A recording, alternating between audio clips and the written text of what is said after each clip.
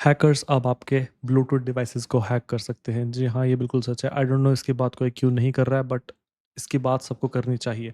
और अब जब रिसेंटली एप्पल ने ये पैच लॉन्च किया है, बेसिकली हुआ क्या है, बीट्स के जो स्टूडियो बड्स हैं, आई थिंक ये वाले, हाँ, ये जो बीट्स के स्टूडियो बड्स हैं, इनके अंदर एक वल्नरेबिलिटी थी जो एप्पल ने अभी रिसेंटली पैच किया, जिसके बारे में आर्टिकल है।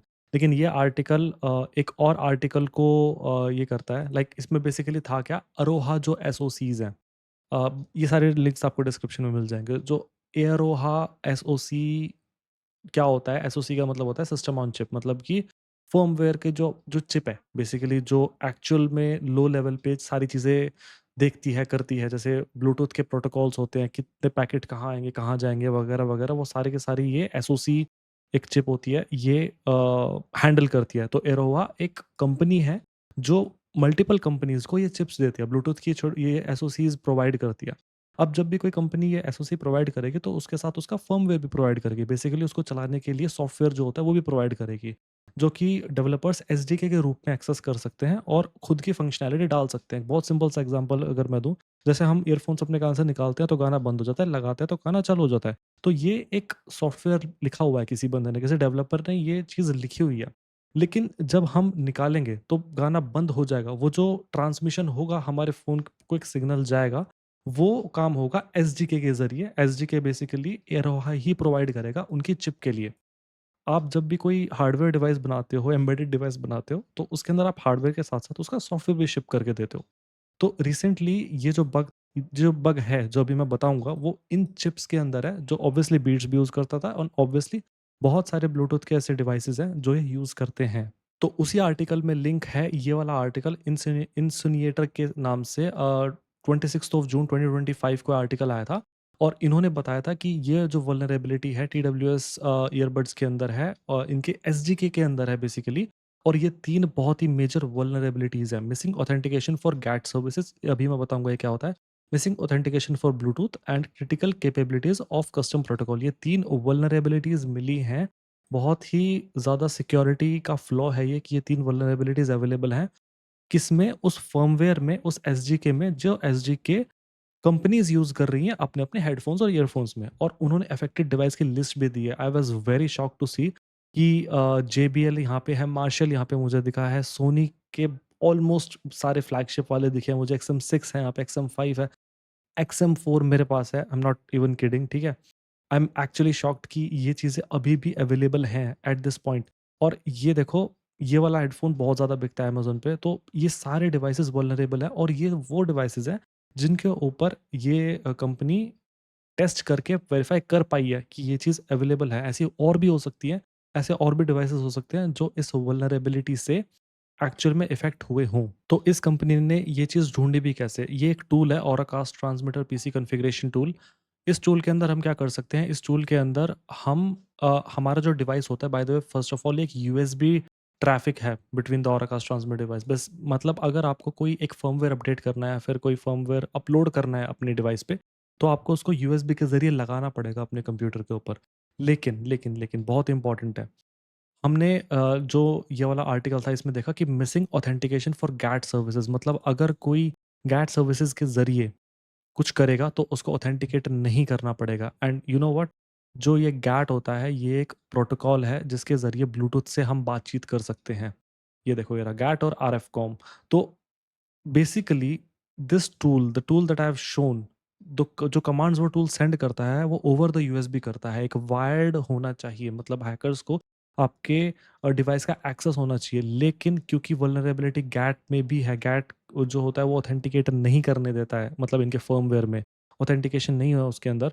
तो कोई भी, लिटरली कोई भी आपके ब्लूटूथ डिवाइस के ऊपर गैट प्रोटोकॉल को यूज़ करके उसके ऊपर कमांड्स को सेंड कर सकता है। अब कमांड्स किस टाइप की कमांड्स, लाइक वो एक्चुअल में क्या कर सकता है? ये जो टूल होता है वो क्या-क्या करने के काम आता है, जो भी मैं यहाँ पे दिखा रहा हूँ। ये वाला जो टूल है वो क्या कर सकता है? थोड़ा स्क्रॉल डाउन करेंगे, बहुत अच्छा पेपर है, इसका भी लिंक आपको डिस्क्रिप्शन में मिल जाएगा। तो ये टूल क्या कर सकता है? Okay, get a build version, okay, सिर्फ वर्जन नंबर है, that's fine. Read the flash, okay, read the RAM, right on the RAM. आप समझ रहे हो? ये बहुत ही ज़्यादा क्रिटिकल है। जब भी आप अपने फ़ोन को कनेक्ट करते हो ना, तो आप अपनी कॉन्टैक्ट परमिशन भी उसको देते हो, करेक्ट है? तो आप सोचो कि आपके पास कोई कॉल आ रहा है, कोई हैकर आपके डिवाइस पे ईज़ड्रॉप कर सकता है, आपके रीड कर सकता है रैम में जो डेटा है और उसको डिक्रिप्ट करके सुन सकता है बेसिकली बात को। I know it's very theoretical, I know it's very niche, but the thing is बहुत ज़्यादा बड़े सिक्योरिटी वल्नरेबिलिटी है ये, और कोई इसको ना कोई बात कर रहा है और ना कोई इसको ठीक करने के बारे में कुछ बोल रहा है। सिर्फ एप्पल ने किया तब ये थोड़ा-सा लाइमलाइट में आया, अदरवाइज़ 1 साल पुराना आर्टिकल है जो मैं अभी आपको दिखा रहा हूँ। इनका ये टूल मेरे को एक बार मिला है। इसके अंदर क्या है, रेस टूल किट। इसके अंदर ये इन्होंने बेसिकली एक गिटहब के ऊपर लिटरली एक पाइथन स्क्रिप्ट है और कुछ भी नहीं है। ऊपर जाके देखोगे एक पाइथन की स्क्रिप्ट है जो कि यूज़ कर रही है इन्हीं प्रोटोकॉल्स को, जिससे कि वो कुछ काम करवा पाएँ on the device itself. One of the most important thing is this फोटा, FOTA। इसका मतलब होता है फर्मवेयर ओवर द एयर। मतलब कि आप फर्मवेयर अपडेट कर सकते हो ओवर द एयर, ठीक है? अब let's talk about this, okay? आपके पास एक ब्लूटूथ डिवाइस है जो कि वल्नरेबल है, जिसके ऊपर आप कोई भी फर्मवेयर लेवल पे, उसके हार्डवेयर लेवल पे कमांड सेंड कर सकते हो यूजिंग गैट, ठीक है? और आप फर्मवेयर ओवर द एयर उस पे भेज सकते हो। मतलब लिटरली आप खुद का बनाया हुआ फर्मवेयर एक डिवाइस पे भेज दोगे और अब वो डिवाइस वैसे काम करेगा जैसे आप चाहोगे, क्योंकि वो जो फर्मवेयर भेजा है वो आपने भेजा है, वो कोड आपने भेजा है। एक ब्लूटूथ डिवाइस आप, अब हम कन्वीनियंस के लिए हम बहुत ही उसको टेकन फॉर ग्रांटेड ले लेते हैं, लेकिन एक ब्लूटूथ डिवाइस बहुत सारी जगह काम करता है, और ये बाय द वे ट्रू सिर्फ ये जो ईयरबड्स हैं या फिर हेडफोन्स हैं इनके लिए नहीं है, ये लो पावर्ड ब्लूटूथ डिवाइस के लिए भी एप्लीकेबल है। व्हिच मीन्स जो ब्लूटूथ के जो कीबोर्ड्स होते हैं, ठीक है? कुछ हद तक जो माउस होते हैं, जो भी वो एसओसी यूज़ कर रहे होंगे, वो इस अटैक का हिस्सा हो सकते हैं। ये हम अपना खुद का फर्मवेयर, एक अटैकर खुद का अपना फर्मवेयर बना के उस हेडफ़ोन पे डाल सकता है।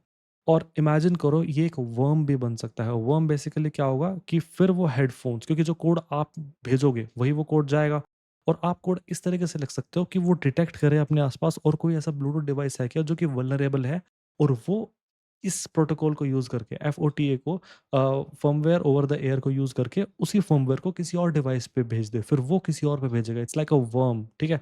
तो और कितना बड़ा इसका मैसिव इम्पैक्ट हो सकता है, मैं इमेजिन भी नहीं कर पा रहा हूँ।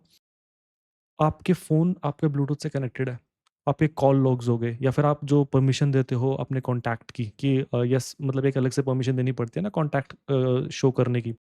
उसकी परमिशन आप देते हो, आपके सारे कॉन्टैक्ट्स आ सकते हैं, कोई ईज़ड्रॉप कर सकता है आपके ऊपर, एंड गॉड नोज़ क्या-क्या हो सकता है, लेकिन ये चीज़ ठीक होनी बहुत-बहुत ज़रूरी है। अब ऑब्वियसली आपका फ़ोन हैक नहीं हो रहा है यहाँ पे, आपके जो हेडफ़ोन्स हैं उनमें एक वल्नरेबिलिटी है। लेकिन आपको अगर ध्यान हो, जब भी आप अपने हेडफ़ोन को पेयर करते हो अपने फ़ोन के साथ, तो एक पॉपअप आ जाता है, आप उस पे कनेक्ट करते हो और आपका फ़ोन कनेक्ट हो जाता है। उस टाइम पे क्या हो रहा है, क्रिप्टोग्राफ़ीज़ जो कीज़ होती है वो एक्सचेंज होती है आपके फ़ोन के और आपके हेडसेट के बीच में, आपके ईयरफ़ोन्स के बीच में। तो वो कीज़ रैम में अवेलेबल है, एंड अगर इस टूल को मैं देखूँ तो यहाँ पे रैम का एक डंप आप निकाल सकते हो, ये रहा, read from device RAM. Basically मैं रैम के अंदर से वो क्रिप्टोग्राफिक कीज़ को ले सकता हूँ, इन क्रिप्टोग्राफिक कीज़ को यूज़ करके अपना खुद का एक डिवाइस आपके फ़ोन से पेयर कर सकता हूँ। Can you imagine? आप किसी से प्राइवेट बात कर रहे हो अपने ईयरफ़ोन्स लगा के, साइड में आपका एक बंदा बैठा हुआ है जो सेम बात को सुन सकता है, आपको पता भी नहीं है, और क्यों हो रहा है ऐसा? क्योंकि आपका जो हेडफ़ोन है, वो हैक हो सकता है। वो इतने बड़े अटैक वेक्टर का पार्ट बन सकता है। मैं ये नहीं कह रहा हूँ कोई कर रहा है ऐसा, मैं ये नहीं कह रहा हूँ कि ऐसा होगा ही होगा, आपके साथ होगा। मैं फ़ियर मॉन्गरिंग नहीं कर रहा हूँ, मैं ये बोल रहा हूँ कि एक ऐसे सिक्योरिटी वल्नरेबिलिटी मिली है, जिसको एप्पल ने 1 साल पहले मिली थी बाय द वे, अभी नहीं मिली है, 1 साल पहले मिली थी। उसके बाद आया है XM6 आई थिंक सोनी का। 1 साल पहले मिली थी, एप्पल ने अब उसको ठीक किया, इसलिए ये चीज़ थोड़ी-सी पिक्चर हाइलाइट में आ रही है। लेकिन क्या कर रही हैं भाई कंपनीज़? कोई अपना काम क्यों ढंग से नहीं कर रहा है? क्योंकि पता है यार, पब्लिकली अवेलेबल आर्टिकल है, तो वो क्यों नहीं, या फिर ये नहीं तो यार जो एरोहा जो कंपनी है, ये वाली एरोहा जो बना रही है, वो अपने एसडीके में इस चीज़ को ठीक क्यों नहीं कर रही है? आई डोंट नो इसके बारे में कोई बात क्यों नहीं कर रहा है, और बात को तो छोड़ो यार, कोई इस पे काम क्यों नहीं कर रहा है? अगर कोई काम कर रहा है तो वो कहाँ है? Like where we can see it? तो सेम वेबसाइट पे ही हमें इनके डिस्क्लोज़र इन्फॉर्मेशन भी मिल जाएगी। मार्च 2025 में इन्होंने इनिशियल नोटिफ़िकेशन भेजा।